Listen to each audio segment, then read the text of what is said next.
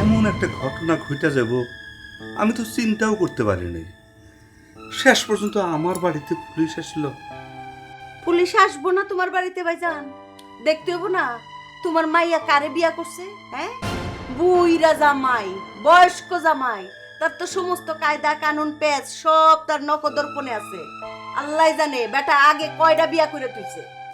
ও কি আর আগেও বিয়ে করছে? ভাইজান ওরে দেখলে তুমি বুঝো না? হ্যাঁ, চুল দাড়ি সব পাইকা সাদা হয়ে রয়েছে, ওরে দেখলেই তো দেখা যায় একটা লুচ্চা বেটা।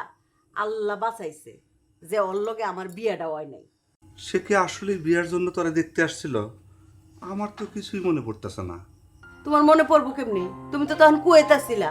ও বুইরা বুইরা তখন আমারে বিয়া করতে পারে নাই তো, এখন লাগছে আমার বাস্তির পিছনে। ওরে ওরে আমি উচিত শিক্ষা দিমু, ওরে আমি উল্টা জেলের ভাত খাওয়াবো, তুমি দেখো। ও আসলে কোন জায়গায় আছে? আছে আশেপাশে ঘুরঘুর করতেছে, যাইবো না তো? রেশমি, হ্যাঁ, ও আসলে কি চায়? কি আবার চাইবো? তোমার মাইয়ারে নিয়ে যাইতে চায়, তার স্ত্রীরে নিয়ে যাইতে চায়। কিন্তু ভাইজান আমি তো একটা জিনিস বুঝলাম না, বুইরা জামাই তো পুলিশ নিয়ে আসছিল ঠিকই, কিন্তু নিলে তো নিয়ে যেতে পারতো দিয়ারে, নিল না কেন? জীবনে নেব না। নিব কি জন্য ফুফু? হ্যাঁ? কেন এই সহজ জিনিসটা বুঝতেছেন না? নিয়ে গেলি তো মনে করেন যে আব্বার সম্পত্তির ভাগ হারাবো, নিয়ে যাওয়ার পরের দিন তো আব্বাই ওই মেয়েরে ত্যায্য করে দিব, তার ছোট মেয়েরে। তার মানে কি সম্পত্তির থেকে বঞ্চিত হয়ে গেল গা? এই বল দেখা ওই বুইরা শকুন করব? এটা তো একটা প্ল্যানিং করা।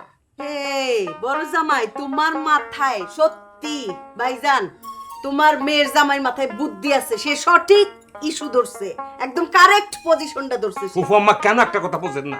এই ব্রেন তো সোজা ব্রেন না, এটা হচ্ছে লোহা খাওয়া একটা ব্রেন, তামা দিয়ে একটা ব্রেন বানানো। আস্তে আস্তে এই ব্রেন এই পর্যন্ত আসছে।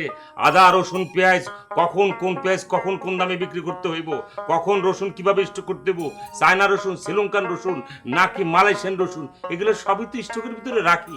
এইভাবেই তো বিজনেসটা করি, এইভাবেই তো ব্রেনটা বানাইছি। সহজ ব্রেন না তো আব্বা। জামাই, একটা জিনিস আসলে আমি বুঝতেছি না, আমার বাড়িতে পুলিশ এসলো।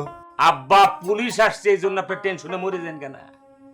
আমি এরকম একজন ব্যবসায়ী, আমার সঙ্গে ওই রকম 10 জন পুলিশের সঙ্গে পরিচয় আছে আব্বা। আপনি টেনশন নেন না তো, এগুলো আমার উপর ছেড়ে দেন। এদের কি কিভাবে হ্যান্ডেল করতে হয় সেটা আমার ভালো করে জানা আছে। 4-5 বার দৌড় খেয়েছিলাম, আমি কি সামাল দিছি আমি জানি না। ওই একই আইটেমের দাম একটু বাড়াই দিছিলাম, বাজারজাত পণ্য সবকিছু মিলে ঝামেলা হয়ে গেছিল গা। পরে তো আমার গুদামে হামলা করছিল, পরে তো আমি পলান্তে দিছিলাম, গুদাম তালা দিয়ে রেখেছিলাম। আমি তো মাটির তলেও একটা গুদাম রেডি রাখছি। জামাই আমি যদি মইরাও যাই তাও কিন্তু ওরে ছাড়বানা কয়ে দিলাম। ব্যাস, ফুফাম্মার এই কথা আমার খুব পছন্দ হয়েছে। ফুফাম্মা আপনি নিশ্চিন্তে থাকেন, এই কথার অপেক্ষা আমি ছিলাম। আপনি স্টেট মরে যান গা, আমরা বাকি কাজ সমাধান করে দিতেছি। দেখেন না কি করে আমি, আপনি যখন অনুমতি দিয়েই দিচ্ছেন, আপনি মরে গেলেও এই কাজটা যাতে সমাধান করে ফেলাই। ওকে, দেখেন না কি হয়ে যায়।